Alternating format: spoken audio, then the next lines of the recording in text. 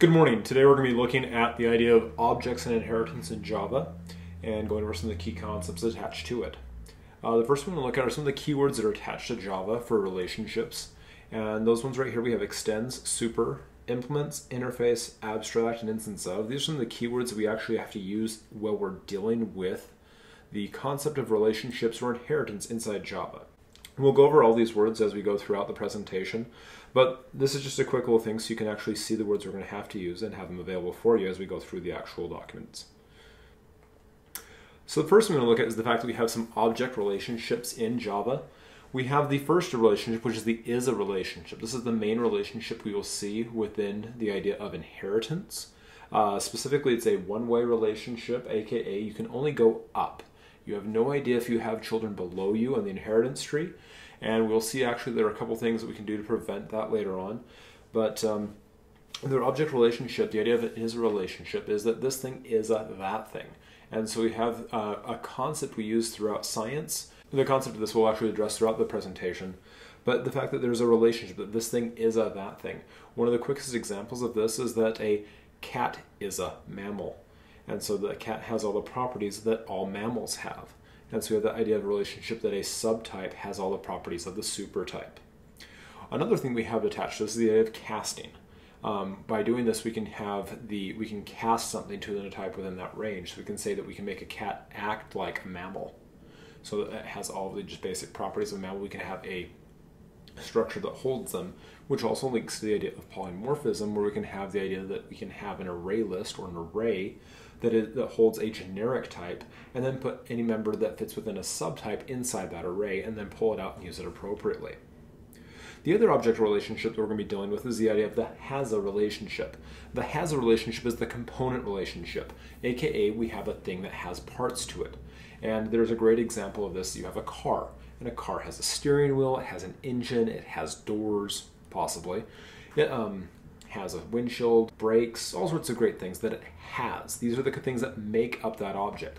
They themselves are not that object, but put together, they actually make up that object as a whole. Where we see this with the idea of object relationships is we look at the actual data members or fields that belong to a class or object. And so we look up there in the declaration section of all those pieces that belong to that object. Say, for example, of a user object might have a user name, an ID, a salary, etc. Those component pieces, those pieces of information that identify it, are what make it up, aka the has-a relationship. So the big thing we have right here is the idea of inheritance. This is one of the major concepts we see within object-oriented programming because we're trying to actually reflect the real world. We're trying to actually use something that we can use to, when we're writing code, when we're just solving problems, we can make things that make sense not only in a code sense, but also can be reflected to, or can be related to anyone else, and they can actually see some of the ideas and the concepts we're trying to address within our project or our solutions. Well, the idea with this specifically we want to address on this next one is that you have access to your parent class's public information. Within Java inheritance, we know what our parents know. So if our parent class, has a method that is a public visibility or protected visibility if we're actually using that, we have access to that information implicitly as the child class. We don't have to rewrite that code. We can simply call that our parent class's methods and use them right inside the class. This saves us lots of work when we don't need to override things. We don't need to make a brand new method do the exact same thing. We can simply call the existing methods right there. We can just call it because it's public knowledge to us because we inherit from them. This saves us lots of time coding and also allows us to do some great design ideas. Now, because inheritance is a one relationship, we have no idea or even access to our subclasses. We don't know if we have a class that's beneath us in the inheritance tree. So for the example we were talking about with the idea of a life form, the life form class, lifeform.java, has no idea that there is a animal.java, or that there is a plant.java, or a fungi.java, or if you really want to possibly maybe even a virus.java. They have no idea about that. There is no relationship that goes down the inheritance tree. They don't know that something extends their class. We simply have the idea that there is a relationship. We can go up the class. And we use that ability to go up with the idea of the super keyword, which we'll be addressing here shortly. Now, to use the idea of the inheritance tree, we have a really nice keyword that we can use for that. It's the instanceof keyword. It's one of those few keywords at the Java It's one of the few keywords for Java that has the compound structure that is, we see all the time in programming, but there's no camel case. It is simply just one single word, instance of, that doesn't reflect the traditional camel case that we use throughout Java programming. Now, the idea for a format on this is we have a parameter, the instance of keyword, and the type, and it will return either true or false based on that actual code sequence. As you can see right here, we have the sample of Boolean test car equals temp instance of car. If temp is a car on the inheritance tree, then it would return true. However, if temp is a cat, then that would return false because cat is not a car. So we use the instance of if we want to check the idea of is a relationship. So we can use this to actually see if something fits within a category. And I use this very often when I'm doing GUI things, where for example, I use the component or the container list, that belongs to a component inside a GUI object. I'm trying to iterate through that to find, for example, all the buttons to check to see if they have something, or if I'm looking for all the fields so I can grab the text within them. So if I'm grabbing a lot of text out of a bunch of fields to use something to process that. And I can use that instance of and use that keyword structure so I can loop over all of them since it's a component list. And if that object instance of, JText field, then I can grab the text out of it and store it into an array list. Great way to actually go through and process information from that. So the instance of we can use a lot when we're checking things out. It's a great way to verify information. Now we also have the idea of polymorphism. Polymorphism is the idea that we can have different shapes, poly and morph, many shape. And so the idea right here is we can act as a parent. We can only do what the parent can. So we have the array list of vehicle my list. We can have that so we can have any kind of vehicle inside that list. It can have planes, cars, boats, pedal pads, whatever. Any vehicle will fit inside that. Vehicle current equals mylist.get will grab a vehicle access to it, and when we are talking to current, we can only call vehicles methods. Even if current is a plane and it has a fly method attached to it, or it's a boat and it has a room across water method, if it's a submarine and it has a dive method, we can't call it because current only has access right now to the methods that belong to the vehicle class. However, we can also take that vehicle out of the vehicle class, that same one, that mylist.getZero, and cast it as a car, and then we have access to, provided of course it is a car, all the methods that car provides, as well as any methods that exist within vehicle. So polymorphism allows us to really manipulate the structure. We can call just those basic methods if we need to, or we can go more refined, and by casting it, we can get access to everything that exists within it, and still store lots of different things inside that same array list. One of the things we want to look at is the idea of a class diagram. This is a tool within UML that we're going to be using here in class, and we'll continue using as we go forward with the rest of the semester and next year as well, is the idea that we're going to talk about some of the relationships that exist between objects, and we're going to use a tool from UML called the class diagram to show that. And this is a way we can actually show the relationships between the classes that exist inside a project, or simply within the idea of a solution or a design that we want to put into play. We have a couple different things we want to look at for that. We have the idea of a solid arrow that points to a parent class, so it has the arrow at the top at the parent class where we use that. We have a dash arrow that could point to an interface that that class then implements. The top segment of the UML diagram for a class represents its package and the class name. The middle segment is where we'll put all our data members, also known as fields. We should sometimes see that within your textbooks. And finally, our bottom segment is where we put the methods and constructors that exist within that class object.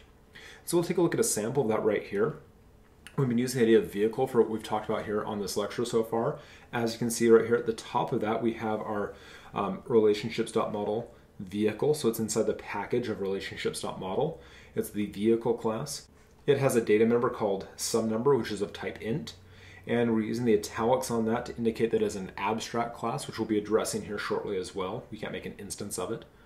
But we also have some public methods. We have a public constructor called vehicle, because it matches the actual name of the class. That vehicle constructor can't be called manually because it is an abstract class, but we're doing it there to show some concepts attached to it here within the project.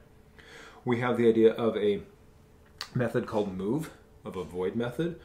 We have our toString method that returns a string that we can use with all this so we can have access to the contents of said object. Over in green, we have an interface that has the little angle brackets on either side of it to indicate that it's an interface. I also use the green color so we can have a quick little identifier that we note that that's an interface as well. And it's going to be in the model package as well, because the interface, even though it's not an actual instance, it's not an object itself, but it's a formal structure that we will use for that. It fits within the model package, especially since it's definitely not a controller nor a view.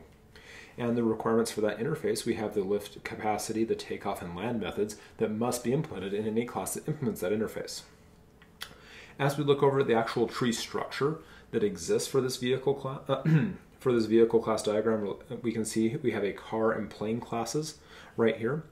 The car class is within the same model itself. It's called car. It has data members of mile per gallon and name. Has the methods that exist of the move method that must be implemented on that, and the toString method it overrides as well. We have additional sets of methods that belong simply to car on that. We have a subclass from car called SUV, so it has everything that car can do as well as everything that vehicle can do, but it has some specific methods that belong to just SUV. In this case, it has special SUV action, as well as its own constructor SUV. Looking over to the right, we have our plane class. Our plane class, as we can see, still has that arrow that goes from the plane up to the vehicle. So the plane class extends vehicle, that arrow with it pointing again to the parent class. It has, of course, a move method, just like its parent class does. It has a lift capacity, takeoff, and land method, which are required because it also implements, hence the dash line further to the right of the interface that implements the flyer interface. It as well has that simple toString method that we'll be dealing with later on.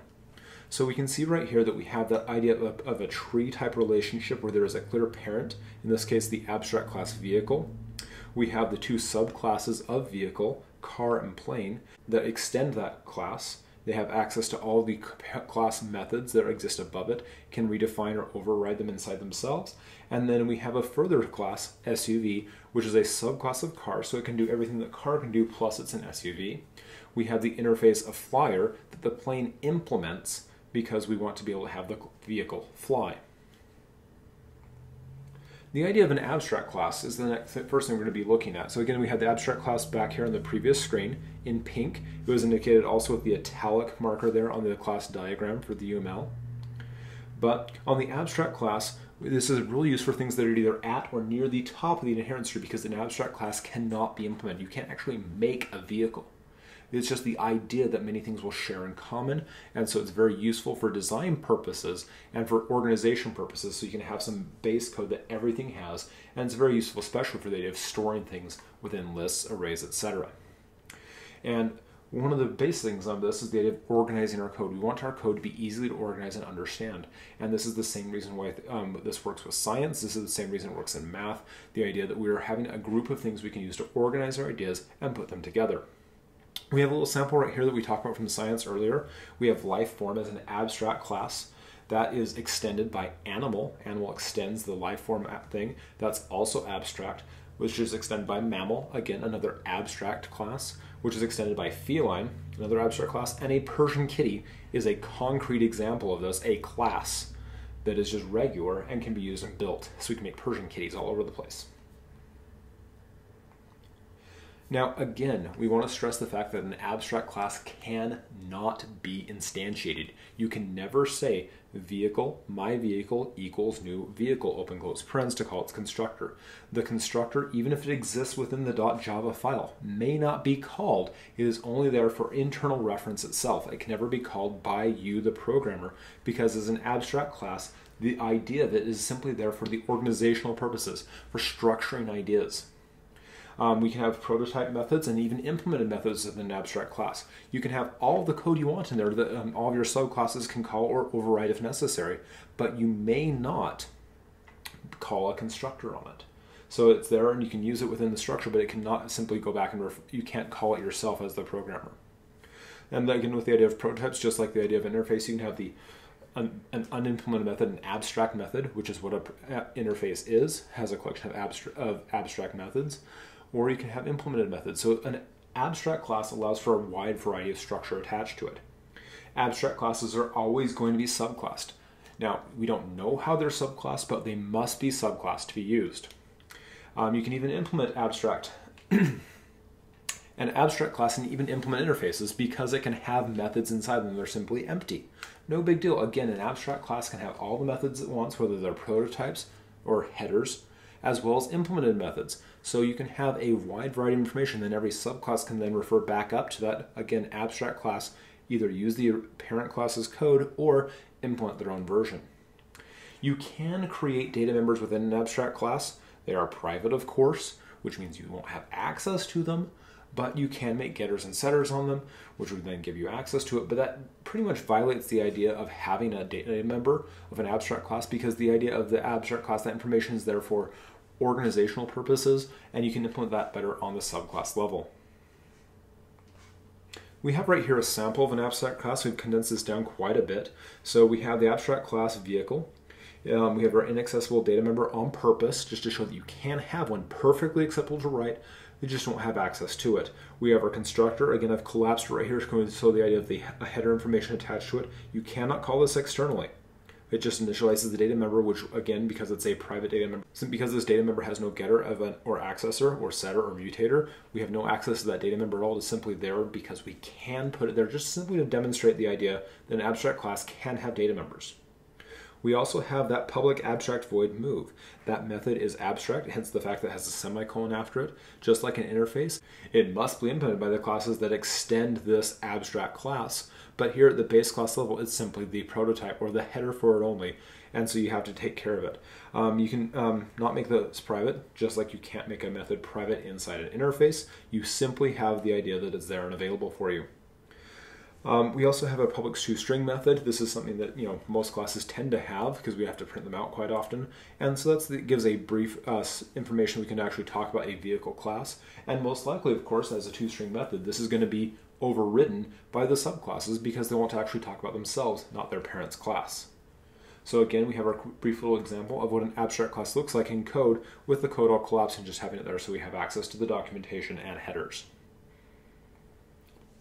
We'll go look a little bit more closely at this by looking at the actual constructor.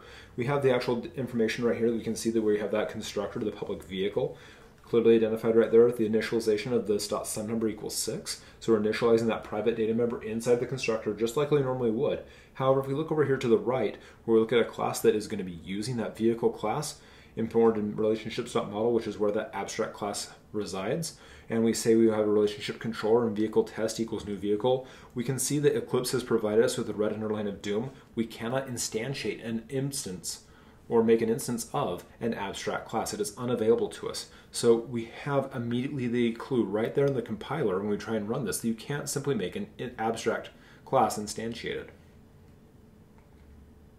The next thing we're going to look at is the idea of the interface. Again, that was the one that we had in green on the previous diagram. The interface is a collection of methods that promise to be implemented. And interfaces are one of the ways that Java gets around the problems with C++'s version of inheritance, where you could have things that inherited from two different parents, and you run into problems like that with CatDog. Now, although that may be a cartoon that you love from your childhood, CatDog does not make sense on a biological or structural level. And so we have on an interface that we have that there's a set of methods that must be implemented by any class that implements that interface. That's the keyword that goes along with it.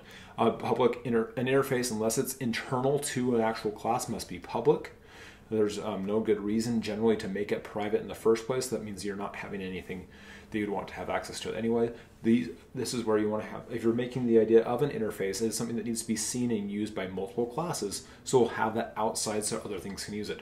An interface should be inside its own .java file, because we are making it so we can actually use this and have it within, so we can use this and have our code be better organized and structured, so we can show the idea that some things share things in common like actions, but are not the exact same thing, aka helicopters and planes both fly and they're both vehicles, but they do not share the exact same parent structure. So they both have that flyer interface that they'll implement because they both have to deal with that. When we look at the idea of an interface, there are no data members inside the interface worth using.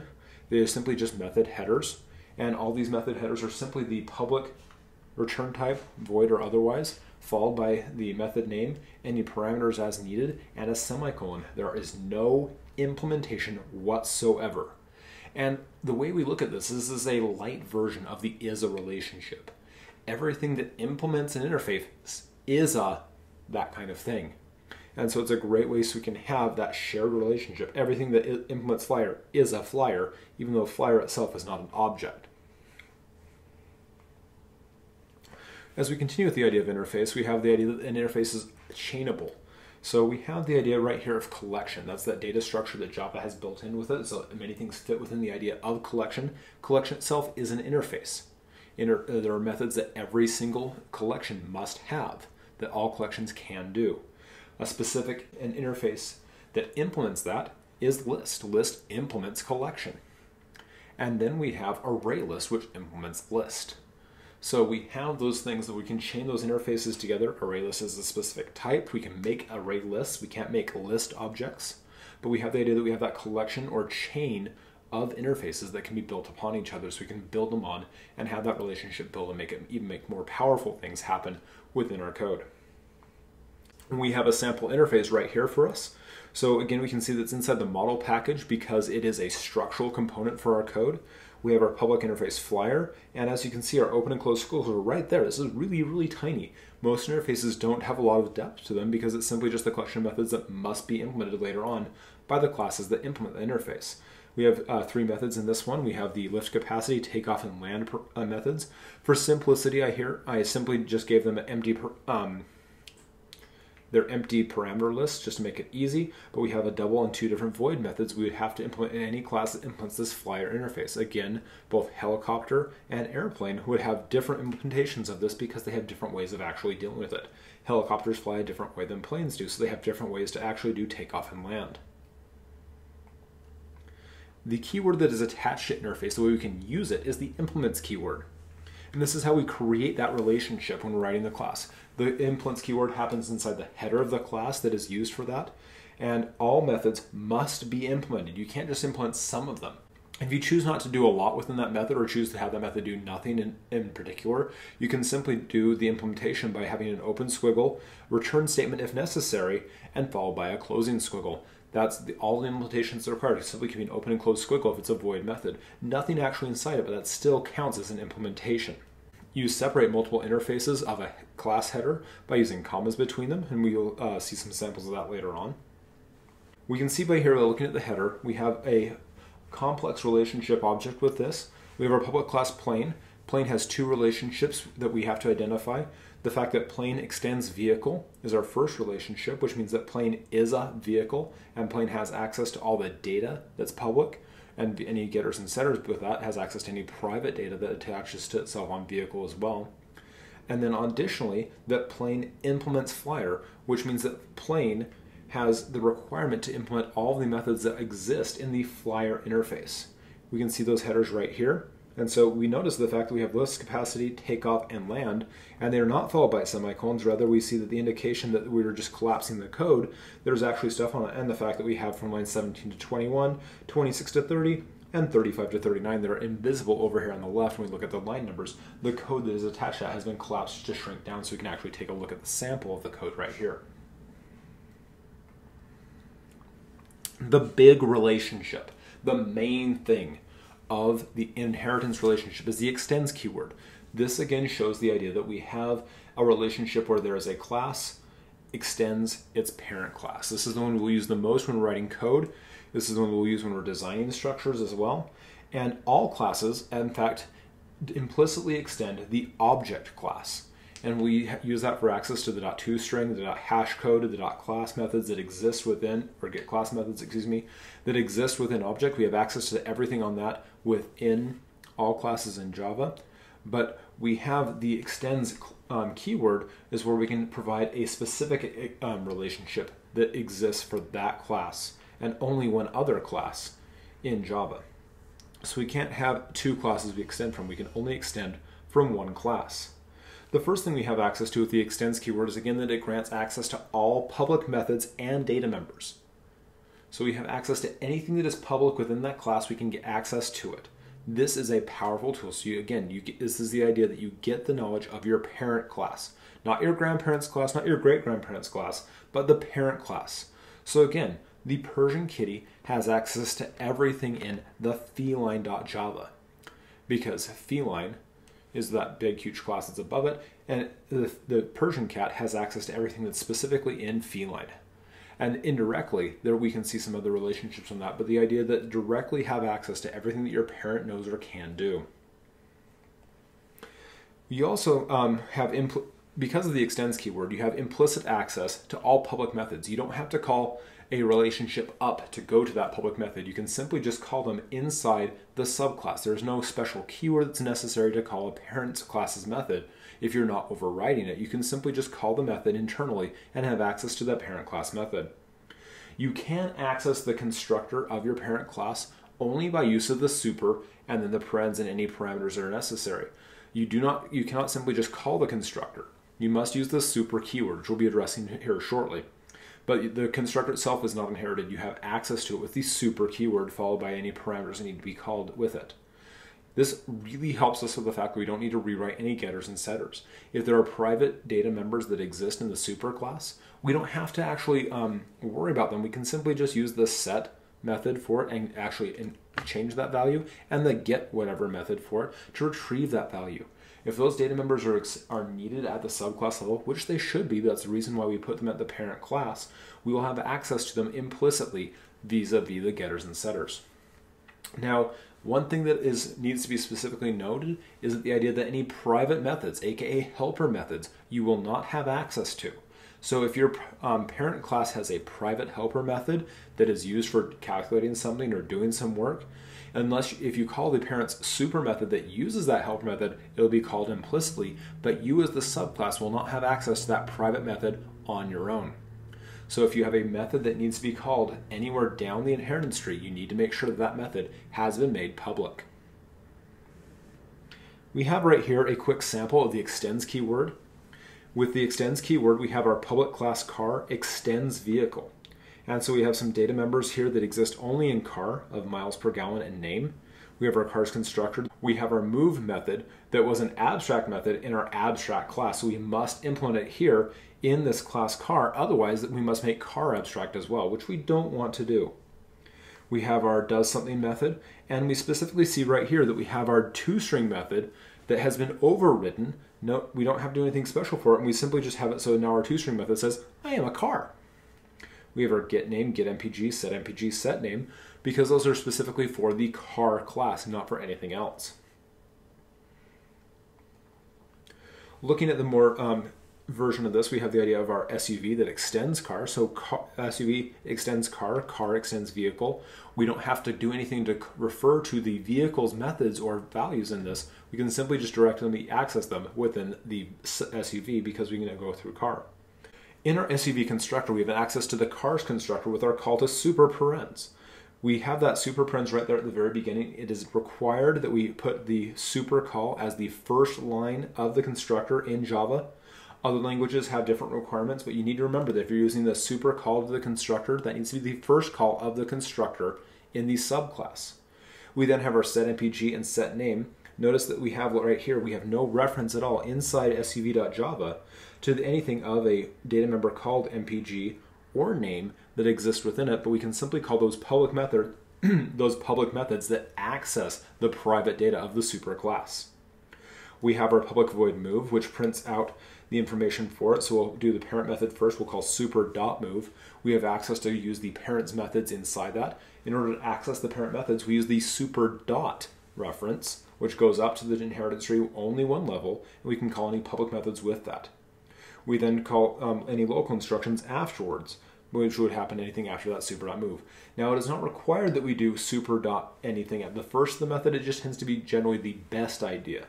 In the case where I'm simply just doing some system.print lines, that doesn't have a huge impact. The next method we have is our toString. So we have our super method call can happen as needed. Order itself is not important. Again, we're looking at that right here specifically. And we have the string name equals, we have our string info equals get name. Get name, again, is nowhere defined within this. Plus quotes, and then super.toString, which will return the car's version of toString, and then another plus, and then and an SUV. So we'd say, hey, I'm a car, and an SUV to create that reference to it. So we have that local call, super call, text. There's no order required for using the super dot, only when we're doing with super parens to call the constructor itself. Moving on, we have the idea of the super keyword. The super keyword, again, is the way we're going to get access to the parent class. The super parens is our constructor call. That's how we have access to it. Super parens would call our default constructor, if it exists, of course, of the parent class. If there are any parameters that are needed, we would put them inside that parameter list that we normally use just anytime we call a constructor with parameters. if we are going to try and call those parameterized constructors. You cannot simply call super parens if it is a parameterized only constructor. The regular rules of Java apply. We have to use the standard rules for compilation and writing code. Again, the super parens call, or the call to parents constructor, must be the first line of the subclass's constructor or the child constructor. We don't put it down after other things. If we're calling the parents constructor as a reference, we need to make sure it's the first line of code inside our constructor. Super dot is again how we access the public data members or methods that exist inside our parent class. And so anything that is public data member, again, that's rare because we write good code, or public methods, much more often, we have access to that by calling super dot. So we can go up the inheritance tree one level and access any parent method by using super dot name of method. We will often call them at the beginning of the method, although it's not required, and we'll do the parent's version of that method first. We'll see this all the time in Android development where we call super dot on create. Because the Android class activity, we need to do the parent's version of activity first and then do our own version of onCreate as well. Again, I want to stress this, I've said this a few times, you can only go one level up. You don't have access to your grandparent class information. You have access to your parent's class information. We have a couple samples of super dot and super parens. In the SUV class, we have access to the super parens. We're calling the parent's constructor, which would then we have also in the SUV class, we have access to the super dot where we call super dot move and super dot toString. So in our SUV class, we show both examples of both the constructor call with super parens and a method call of our parent class by going super dot. We can get access to the code for this at my following GitHub address. If you go to github.com/codyhendrickson-ctext/object-relationships, you'll have access to the full amount of code and stuff that goes along with this. I want to thank you again for looking at how inheritance and objects relate.